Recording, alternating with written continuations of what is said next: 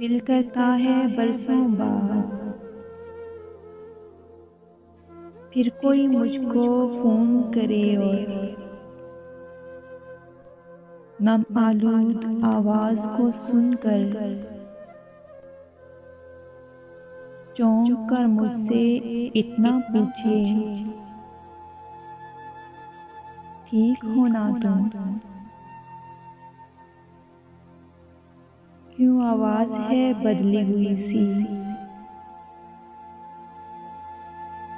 सुनकर एक पल खो जाऊं मैं और उस पल में सब बीते लम्हे दोहरा कर इतना कहूं बस,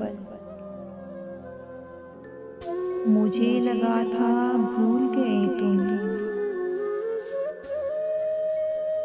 लेकिन तुमको आज तलक